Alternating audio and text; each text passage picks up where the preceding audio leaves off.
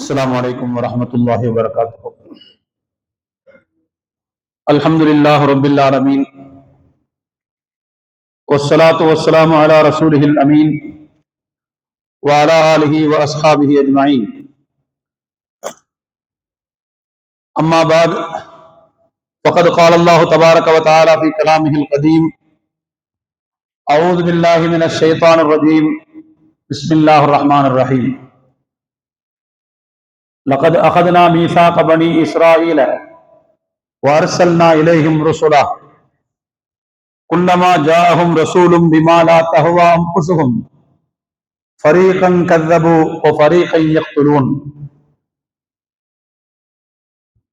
وقال نبينا صلى الله عليه وسلم: ما زلت أجد من الأكلة التي أكلت بخيبر فهذا أوان قطعت أبهري، أو كما قال صلى الله عليه وسلم. அளவிலா அருளாளன், நிகரிலா அன்புடையோன், எல்லாம் வல்ல அல்லாஹுவின் திருப்பெயரால் என்னுடைய உரையை தொடங்குகிறேன். சலாத்தும் சலாமும் ஈருலக தூதர், உலகை திருத்திய உத்தமர், நமது உயிரினும் மேலான நபிகள் நாயகம் ஸல்லல்லாஹு அலைஹி வஸல்லம் அவர்கள் மீதும், அவர்களை பின்பற்றி வாழ்ந்த உத்தமர்களான சத்திய சஹாபாக்கள், தாபிஈன்கள், தபஉ தாபிஈன்கள், நல்லோர்கள், மேன்மக்கள் அனைவர் மீதும் என்றென்றும் நிலவட்டுமாக. எல்லாம் வல்ல அல்லாஹுவின் மகத்தான அருளும் அவனுடைய வற்றா பெருங்கருணையும் நம் அனைவர் மீதும், நம்மை சார்ந்த அனைவர் மீதும் என்றென்றும் பொழியட்டுமாக. கண்ணியத்திற்குரிய அல்லாஹுவின் நல்லடியார்களே, அருமை நாயகம் ஸல்லல்லாஹு அலைஹி வஸல்லம் அவர்கள் தங்களுடைய மரணப்படுக்கையில் கடுமையான இடர்பாடுகளை, வேதனையை அனுபவித்துக் கொண்டிருக்கும் போது அவர்கள் இப்படி ஒரு ஸ்டேட்மெண்ட் சொன்னாங்க, இப்படி ஒரு கருத்தை சொன்னார்கள்: மா ஜில்து அஜிது மினல் அக்லத்தில்லத்தி அகல்து பிஹைபர் ஃபஹாதா அவானு கத்அத் அப்ஹுரி என்று சொன்னார்கள். ஹைபரில் நான் உட்கொண்ட அந்த உணவுப் பொருளின் விஷத்தை நான் தொடர்ந்து அனுபவித்துக் கொண்டே இருக்கிறேன். இது என்னுடைய இருதயத்தின் இரத்த குழாய் துண்டாகின்ற நேரம் என்று நபி ஸல்லல்லாஹு அலைஹி வஸல்லம் அவர்கள் கூறினார்.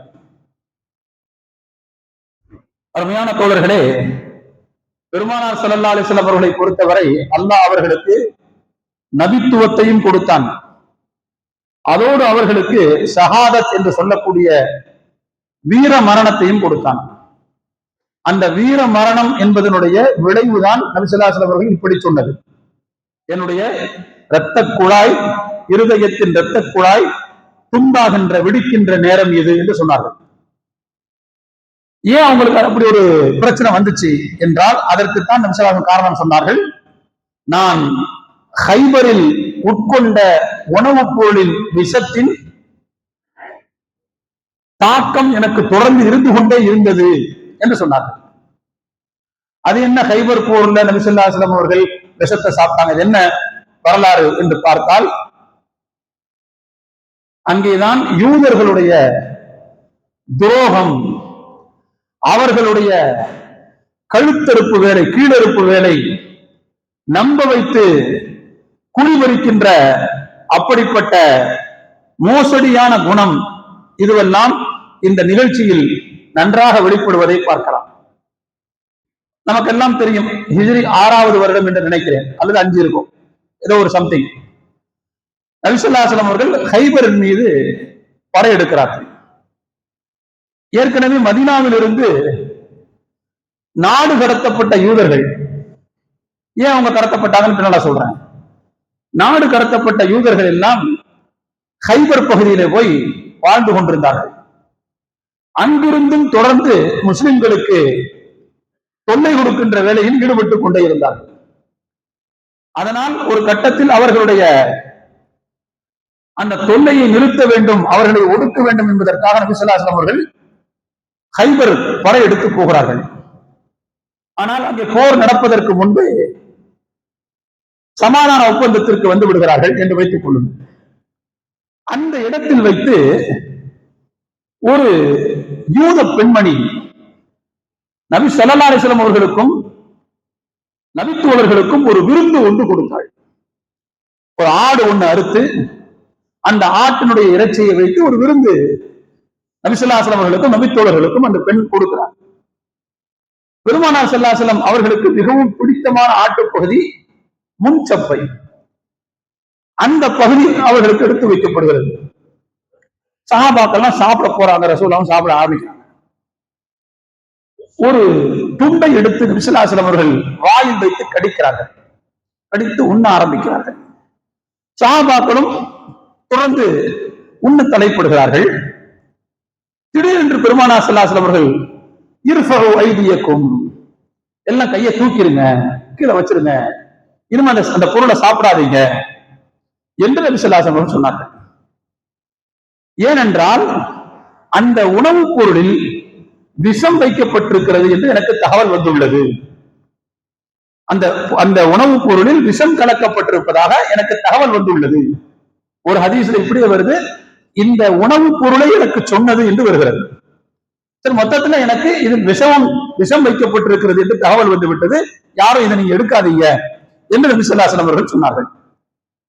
அதற்கிடையில பிஸ்ர் பின் பரா என்று சொல்லக்கூடிய ஒரு சஹாபி ஒரு துண்டை சாப்பிட்டு முழுகிட்டார், அவர் இறந்தும் போய்விட்டார். நபி ஸல்லல்லாஹு அலைஹி வஸல்லம் அவர்கள் அந்த யூத பெண்மணியை அழைத்து, ஏன் இப்படி ஒரு பாரகத்தை செஞ்ச, ஏன் இப்படி ஒரு வேலையை செஞ்ச, விருந்து கொடுக்கிறதுங்கிறது ஒரு நல்ல வேலை, விருந்தை ஏற்றுக்கொள்வது என்பது அது ஒரு நற்பண்பு. அப்ப நாம நம்பித்தான் அவனுடைய விருந்தை ஏற்றுக்கொண்டோம், ஏன் இப்படி ஒரு கீழறுப்பு வேலையை செஞ்ச, ஏன் இந்த மாதிரி பண்ண என்று அந்த பெண்மணி இடத்தில் கேட்ட போது அந்த பெண்மணி ரொம்ப கேசுவலா இப்படி சொல்லிச்சான். என்ன சொல்லிச்சான்? என் குந்த நபியன் லம் எதிர்ரு கல்லதி சனாத்து, நீர் உண்மையில் நபியாக இருப்பீரானால் நான் கொடுத்த இந்த விஷம் உங்களுக்கு எந்த பாதிப்பையும் ஏற்படுத்தாது, அல்லாஹ் காப்பாத்திர போறான். ஆனால் ஒயின் குந்த மலிக்கன் அவ் கைலதாலிக், நீர் அதிகாரத்தை விரும்புவராக இருந்திருந்தால் அல்லது வேறொருவராக நீர் இருந்திருந்தால் மக்களை எல்லாம் உங்களிடமிருந்து நான் காப்பாற்ற வேண்டும் என்று நினைத்தேன், அதனால் இப்படி நான் விஷம் வைத்தேன் என்று அந்த பெண்மணி ரொம்ப இயல்பாக சொன்னதாக ஹதீஸிலே வருகிறது. தோழர்களே, இதுதான் அந்த பெண்மணி விஷம் வைத்ததனுடைய பின்னணியாக நமக்கு ஹதீஸ் சுட்டி காட்டுகிறது. இந்த ஹதீஸ் புகாரி, முஸ்லிம் போன்ற நூல்களில் இடம்பெற்றிருக்கிறது. இதில் நம்ம கவனிக்க வேண்டிய செய்தி என்னன்னு சொன்னா, இந்த விஷத்தினுடைய பின்னணியை தான் நபி ஸல்லல்லாஹு அலைஹி வஸல்லம் அவர்கள் தம்முடைய மரண வேளையில் இப்படி சொன்னார்கள்.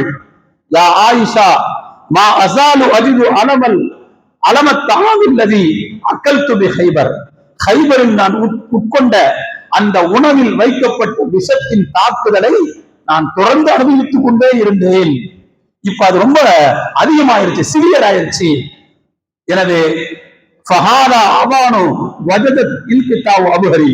என்னுடைய இரத்த குழாய் வெடிக்கின்ற சமயமாக இந்த சமயம் இருக்கிறது. அருமையான தோழர்களே, நாம் கவனிக்க வேண்டிய தேவை இருக்கிறது. இது ஒரு யூத பெண்மணி, ஒரு தனி பெண் ஒருவருடைய செயல் அல்ல, இது மாறாக யூத இனத்தின் செயல். இது யூத இனமே வரலாற்று காலம் தொட்டு நபிமார்களை படுகொலை செய்தவர்கள் என்று குர்ஆன் அவர்களை பற்றி பதிவு சொல்கிறது. நான் ஏன் இந்த விஷயத்தை சொல்றேன்னா, அருமையான தோழர்களை ஒரு விஷயத்தை புரிந்து கொள்ள வேண்டும். இந்த மாசம் 9ஆம் தேதி பலஸ்தீன் தரப்புக்கும் இஸ்ரேல் தரப்புக்கும் இடையில் போர் நிறுத்த ஒப்பந்தம் கையெழுத்தாக இருக்கிறது. அந்த போடப்பட்ட கையெழுத்தின் மை இன்னும் அழிந்திருக்கவில்லை. ஈரமாக இருந்து கொண்டிருக்கிற நேரத்திலேயே ஒரு வாரம் 10 நாள்லேயே மறுபடியும் அங்கே மோதல் தொடங்கி இருக்கு. போட்ட ஒப்பந்தம் என்னாச்சு அப்படின்னா, இவர்களை நம்ப முடியாது என்பதற்கான வரலாற்று சான்றுகள் ஏராளமாக இருப்பது. இப்ப சொன்ன வாக்கை காப்பாற்ற மாட்டாங்க. இவர்களுடைய நாடி நரம்புகளில், இரத்த நாளங்களில் மோசடி என்பது ஓடிக்கொண்டிருக்கிறது. துரோகம் என்பது ஓடிக்கொண்டிருக்கிறது. கழுத்தறுப்பு வேலை, கீழறுப்பு வேலை, கூட வைத்து குடிமறிக்கிற வேலை, குடி தோண்டி புதைக்கிற வேலை தொடர்ந்து செஞ்சுட்டே இருப்பாங்க. வரலாறு தான் சொல்லுது, இது ஒரு தனிப்பட்ட ஒருவருடைய செயல் அல்ல, இனத்தின் செயல்.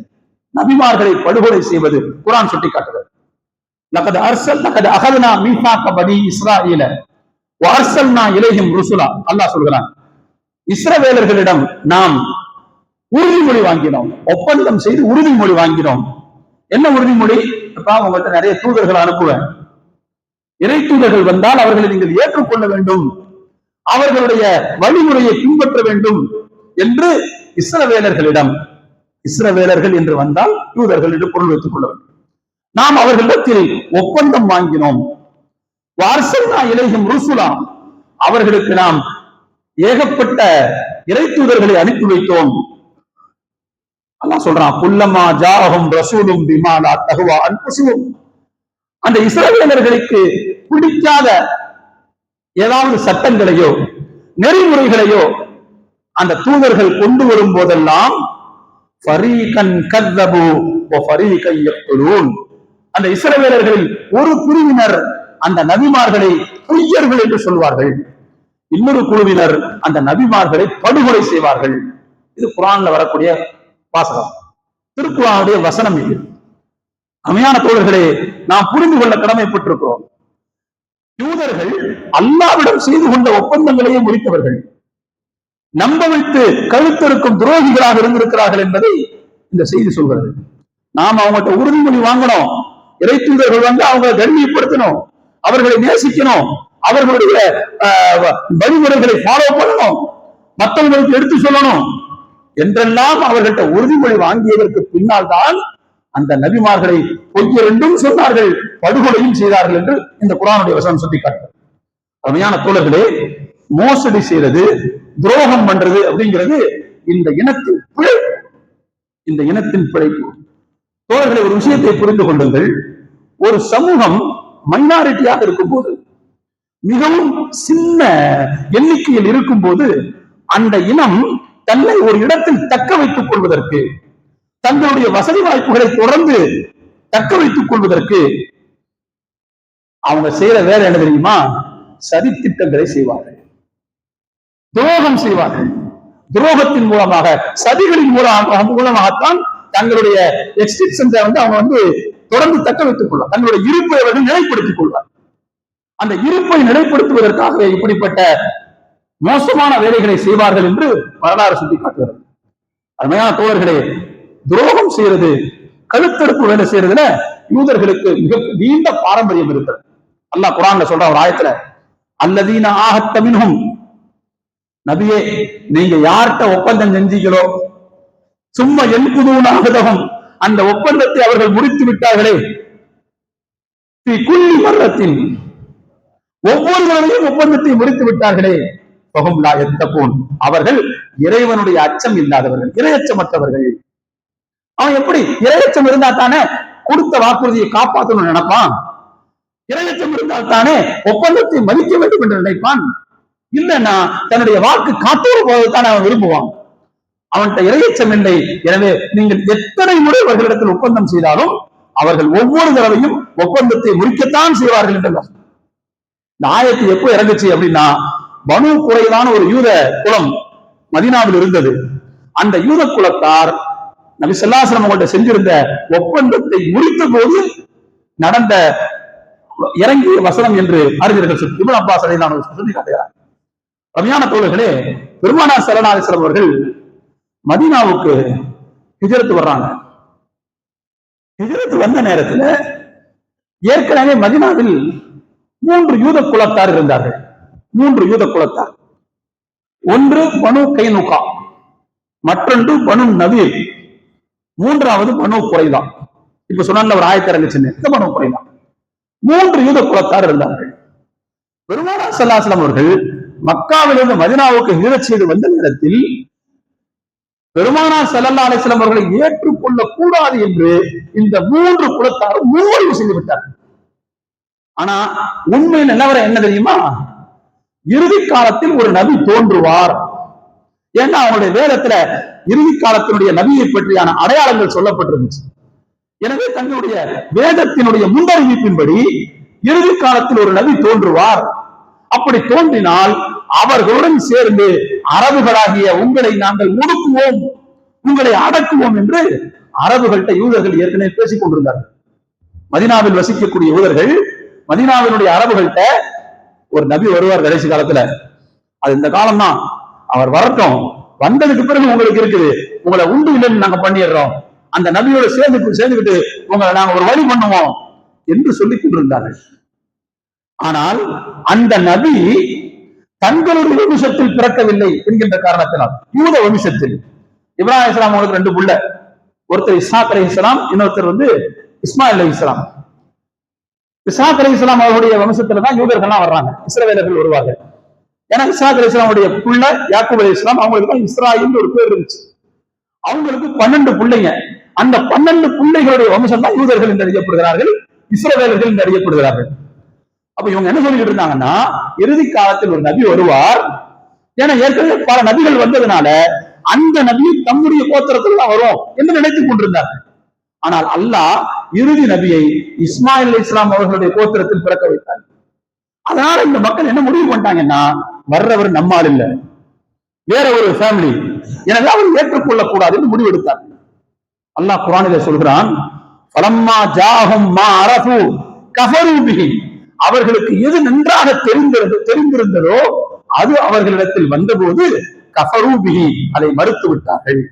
எது அவங்களுக்கு தெரிஞ்சு, இறுதி காலத்துல நபி ஒண்ணு இருக்குது, ஒரு நபி வருவாரு, அவரை ஃபாலோ பண்ணணும் அப்படிங்கிறதுனா அவங்களுக்கு நல்ல தெரியும். ஏனென்றால் அது அவர்களுடைய வேதத்தில் குறிப்பிடப்பட்டிருந்தது. அவர்களுக்கு நன்கு தெரிந்த அந்த விஷயம் அவங்கள்ட்ட வந்த போது கஃபரு பிஹி, அவர்கள் மறுத்து விட்டார்கள். எனவே பெருமானார் ஸல்லல்லாஹு அலைஹி வஸல்லம் அவர்கள் மக்காவிலிருந்து மதீனாவுக்கு ஹிஜ்ரத் வரக்கூடிய நேரத்திலேயே அந்த யூத குழுக்கள், மதீனாவில் இருந்த 3 யூத குழுக்களும் ஏற்றுக்கொள்ளக்கூடாது என்று முன்முடிவு செய்து விட்டார்கள். ஏன்னா வர்றவர் நம்மால் இல்லை, ஏற்றுக்கொள்ளக்கூடாது என்று முடிவு செய்து விட்டார்கள். அவர்களை மறுக்க வேண்டும் என்று முடிவு செய்து விட்டார்கள். அவர் நபியே கிடையாது என்று சொல்ல வேண்டும் என்று ஏற்கனவே திட்டமிட்டு விட்டார்கள். அதுல சில பேர் மட்டும்தான் விதிவிலக்கு, அந்த சில பேர் மட்டும் ஏற்றுக்கொண்டார்கள். ஆனால் பலர் ஏற்றுக்கொள்ளவே இல்லை என்று வரலாறு சொல்கிறது.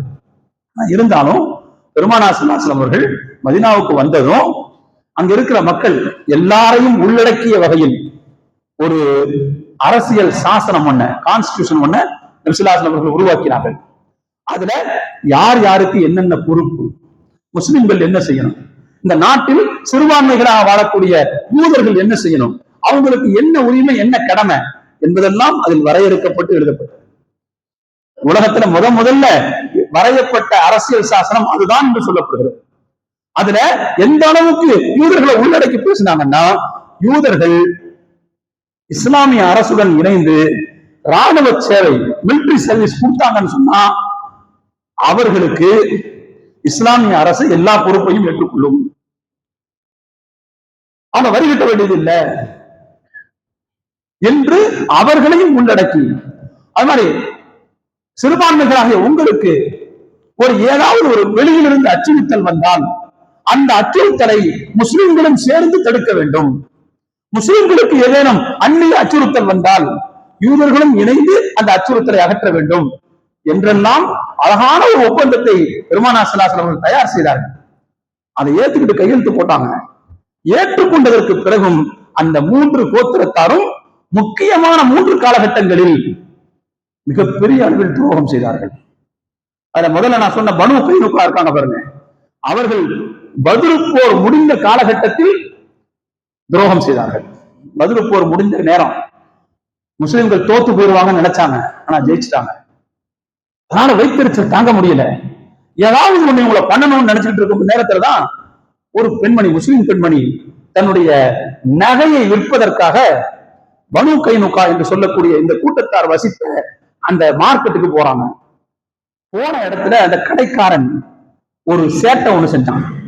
என்ன செஞ்சான்னா, அந்த பெண்மணி அணிந்திருந்த ஆடை, அந்த ஆடையில் ஒரு கயிற்றை கட்டி பக்கத்தில் ஒரு இடத்துல அதை முடிச்சு போட்டு, அந்த பெண்மணி எழ நினைத்த போது ஆடை கட்டப்பட்டிருந்ததால் அந்த பெண்மணியினுடைய ஆடை சற்று விலகி அவர்கள் வெட்கப்பட்டு நாணப்பட ஆரம்பித்தார்.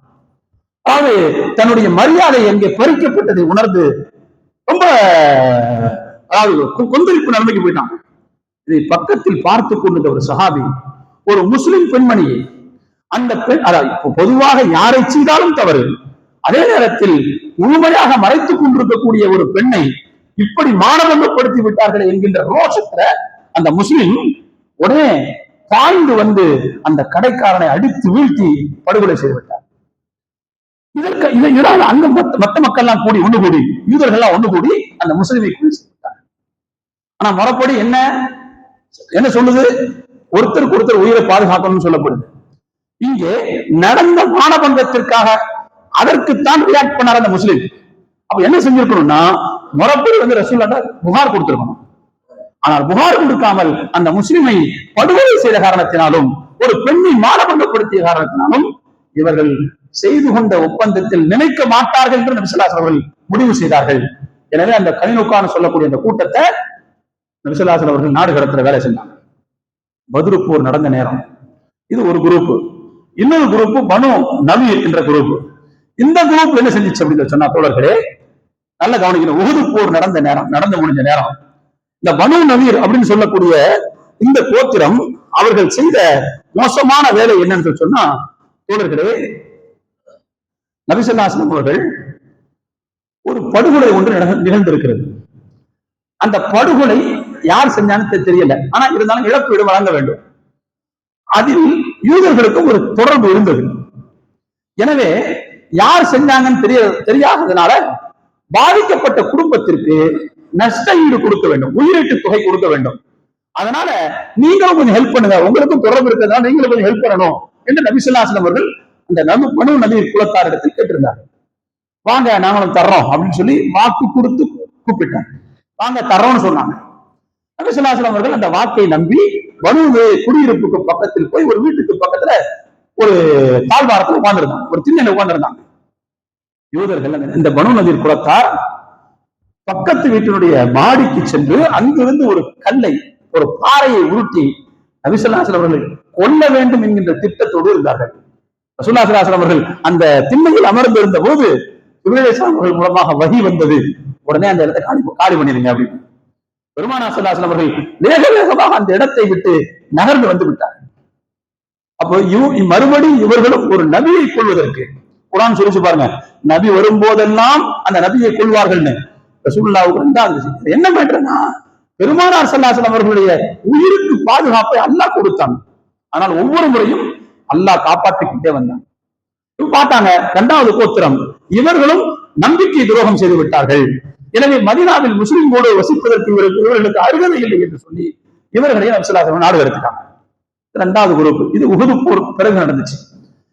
இது 4வது வருஷம் அஹ்ஸாப்னு ஒரு யுத்தம் நடந்துச்சு. கந்தக் யுத்தம்னு சொல்லுவாங்க, அகலி யுத்தம்னு சொல்லுவாங்க.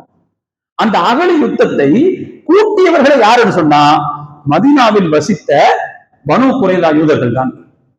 முஸ்லிம்களோட இந்த ஒப்பந்தம், கைகுலுக்கல், இனிப்பான பேச்சு, ஆனா மனசுக்குள்ள ஃபுல்லா விஷம். இவங்க என்ன பண்ணாங்கன்னா இந்த முஸ்லிம்களை வீழ்த்த முடியலன்னு சொல்லிட்டு எல்லா முஸ்லிம்களுக்கு எதிராக இருந்த அத்தனை பேரையும் கை கொடுத்துட்டாங்க. இவங்க தான் நேரடியா போய் மக்காவாசிகளை நீங்க ஸ்போர் கொடுத்து வாங்க, நாங்க மதீனால இருந்து உங்களுக்கு ஹெல்ப் பண்றோம், நாங்க உள்ள இருந்து ஹெல்ப் பண்றோம், நீங்க வெளியில இருந்து அடிங்க.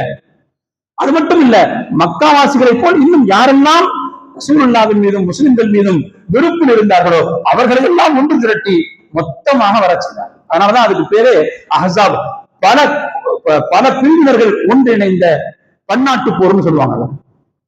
ஆனா இப்படி வந்தாங்க. ஆனாலும் தோழர்களே, அல்லாஹ் முஸ்லிம்களுக்கு வெற்றியை கொடுத்தான். அந்த நேரத்தில் தான் பனு குறைலாக்கள் மீது ஒரு திட்டவட்டமான நடவடிக்கை எடுப்பதற்கான ஒரு சூழ்நிலை நபி ஸல்லல்லாஹு அலைஹி வஸல்லம் உருவாக்கினாங்க. ஏன்னா ஏற்கனவே இந்த குரூப் ஒரு தடவை தப்பு பண்ணியிருக்குது, மன்னிச்சு ஏற்றிருக்கிறாங்க. மறுபடியும் மதீனாவுக்கு எதிராக, ஒரு நாட்டுக்கு எதிராக தேச துரோக குற்றத்தை செய்திருக்கிறது. அதனால நபி ஸல்லல்லாஹு அலைஹி வஸல்லம் அவர்கள் திட்டவட்டமான ஒரு முடிவு எடுத்தாங்க. அவங்கள்ட்டயே கேட்டாங்க, அந்த யூதர்கள்ட்டயே, உங்களுக்கு என்ன, உங்களுக்கு யார் தீர்ப்பளித்தால் நன்றாக இருக்கும் என்று கேட்டார். அவர் தங்களுக்கு ரொம்ப சாதகமானவர் என்று ஒரு சஹாபியை சொன்னாங்க, சாத் பின் முஆத். அவர் தீர்ப்பளித்தா நாங்க ஏற்றுக்கொள்றோம் அப்படின்ட்டார். ரசூலுல்லாஹி ஸல்லல்லாஹு அலைஹி வஸல்லம் அப்படி ஆகட்டும் என்று சொல்லிவிட்டார்.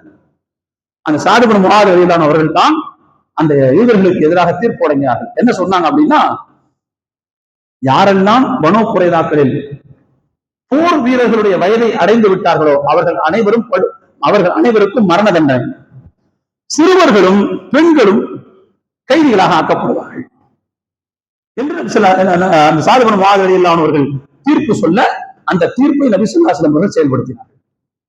இப்படித்தான் மதீனாவில் முஸ்லிம்களோடு ஒன்று சேர்ந்திருந்த இந்த 3 குரூப்பும் வைத்திருச்சல்ல இஸ்லாத்தின் மீதான பகைமை, நபியின் மீதான வெறுப்பு, குரோதத்தில், வன்மத்தில் இப்படிப்பட்ட முடிவை எடுத்தார்கள். அதற்கு பிறகுதான் இவங்க எல்லாரும் மதீனா விட்டு துரத்தப்பட்டார்கள் என்று பார்க்கிறோம், நாடு கடத்தப்பட்டார்கள் என்று பார்க்கிறோம். அங்கிருந்து துரத்தப்பட்டு எல்லாரும் போய் ஒண்ணு குழுங்கிற இடம் தான் ஹைபருங்கிறது. ஹைபர்ல இருந்து இவங்க சும்மா இருக்கிற, அதனாலதான் பெருமானார் ஸல்லல்லாஹு அலைஹி வஸல்லம் அவர்கள் ஹைபருக்கும் படையெடுத்து போனார்கள் என்கின்ற வரலாற்றை பார்க்கிறோம். அருமையான தோழர்களே, இவர்கள் நம்ப வைத்து கழுத்திருப்பவர்கள், கொடுத்த வாக்கை மீறுபவர்கள், ஒப்பந்தத்தை முறிப்பவர்கள் என்று குர்ஆன் சொல்லக்கூடிய அந்த வார்த்தைகள் முழுக்க முழுக்க உண்மையானது. அல்லாஹ் குர்ஆன்ல பல இடங்கள்ல சொல்றான், ஃபபிமா நக்ரிஹிம் மீசாகஹும், அவர்கள் ஒப்பந்தத்தை முறித்த காரணத்தினால், லஅன்னாஹும், அவர்களை நாம் சபித்தோம் என்று இடத்துல சொல்றாங்க. பல இடங்கள்ல சொல்றாங்க, ஒப்பந்தங்களை முறிச்ச காரணத்தினால், நம்ப வைத்து கழுத்தறுத்த காரணத்தினால் என்று அல்லாஹ் குறிப்பிட்டு காட்டுறாங்க. அது எப்படிங்க, மனிதர்களோடு செய்து கொண்ட ஒப்பந்தத்தை எப்படி இவர்கள் முறிக்காமல் இருப்பார்கள்? முறிக்காமல் இருக்கிறதுக்கு ரொம்ப ஆச்சரியம். முறிக்கிறது அவங்களுடைய இயல்பு, அதுதான் அவங்களுடைய பொறுப்பு. அல்லாஹ்விடமே செய்து கொண்டிருந்த ஒப்பந்தத்தை முறித்தவர் அல்லவா இவர்கள்? அல்லாஹ் என்ன வாக்குறுதி கொடுத்தான் உங்கள்கிட்ட? என்ன வாக்குறுதி வாங்கினா? நபிமார்கள் வந்தால் அவர்களை ஏற்றுக்கொள்ள வேண்டும் என்று வாங்கினான். ஆனால் அல்லாஹ்வுக்கே துரோகம் அளித்தவர்கள், அல்லாஹ்வுக்கே துரோகம் செய்தவர்கள் மனிதர்களுக்கு துரோகம் செய்வதை பற்றி சொல்லவா வேண்டும்? அல்லாஹ் தஆலா அதனாலதான் என்ன சொன்னா, ரசூலுல்லாஹ் பார்த்து சொன்னா, வஇன் யுரீது கியானத்தக ஃபகத் கானுல்லாஹ மின் கபுல், நபியே அவர்கள் உங்களுக்கு துரோகம் செய்வதற்கு நினைக்கிறார்கள் என்றால் அது பெரிய விஷயமே கிடையாது. ஃபகத் கானுல்லாஹ மின் கபுல், ஏற்கனவே அல்லாஹ்வுக்கே எனக்கே இவங்க செஞ்சிருக்காங்க, துரோகம் பண்ணிருக்காங்க. படைத்தவனுக்கு துரோகம் செய்தவன் படைப்பாளனுக்கு எப்படி துரோகம் செய்யாமல் இருப்பான்? படைத்தவனுக்கு இவங்க எப்படி துரோகம் பண்ணாங்க அப்படின்னா இந்த வாக்குறுதி மீறினதுதான். அல்லாஹ் தஆலா இவங்கள்ட்ட பொறுப்பு கொடுத்தான், வேதத்தை தர்றேன், இந்த வேதத்தை பாதுகாத்துக்க, மார்க்கத்தை மதிச்சு நட என்று சொன்னாங்க. வேதத்தில் இவர்கள் கையாடல் செய்தார்கள், மார்க்கத்தை உருமாற்றினார்கள், மார்க்கத்தினுடைய தோற்றத்தை சிதைத்தார்கள்.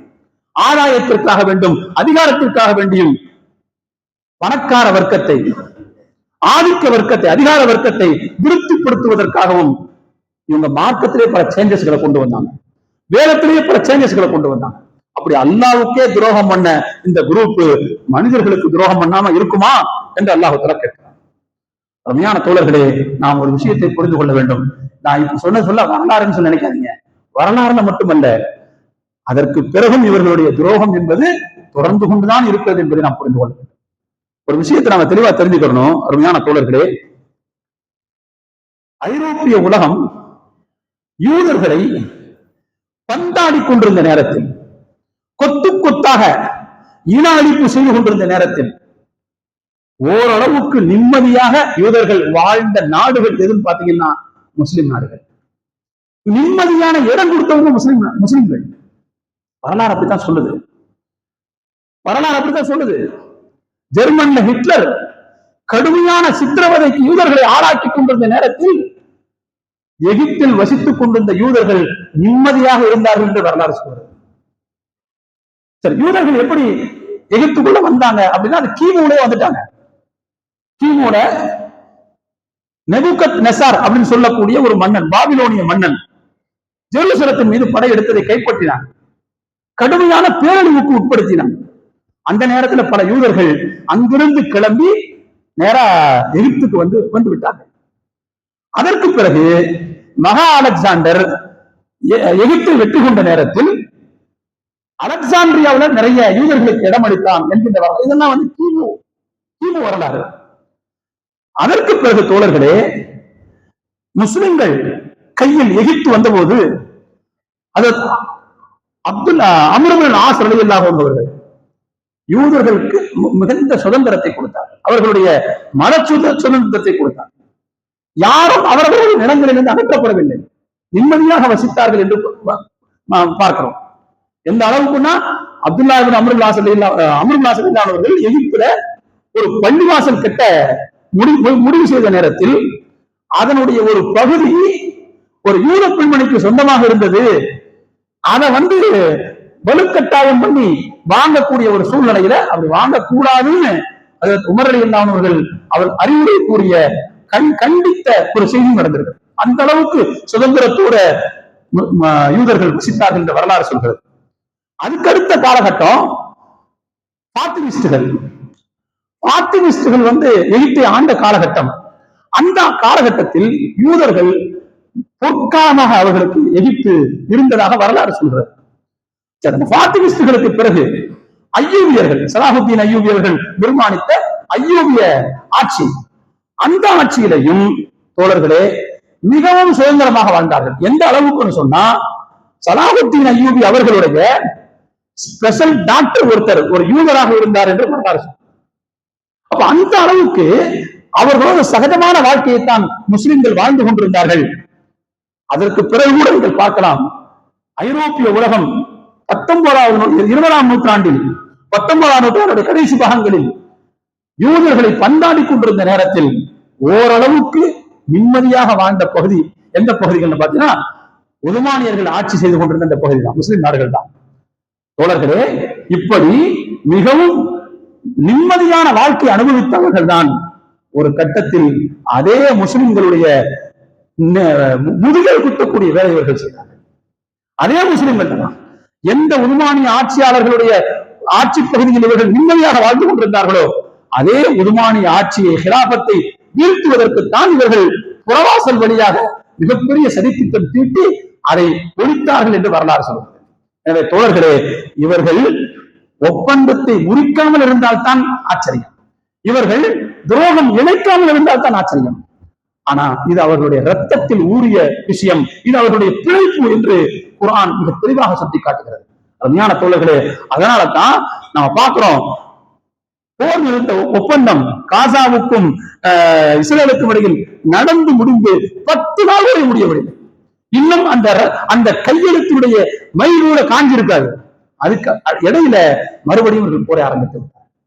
தோழர்களை நாம் யோசிக்க வேண்டும், என்ன நடந்துச்சு அப்படின்னு சொன்னா, காசாவுல ஆட்சியாளர்கள் யோசிக்கிறார்கள், இங்கிருந்து பல செய்திகளை, உளவு தகவல்களை இஸ்ரேலுக்கு கொடுத்துக் கொண்டிருந்தார்கள் என்று ஒரு 7-8 பேர் குற்றச்சாட்டு வருகிறது.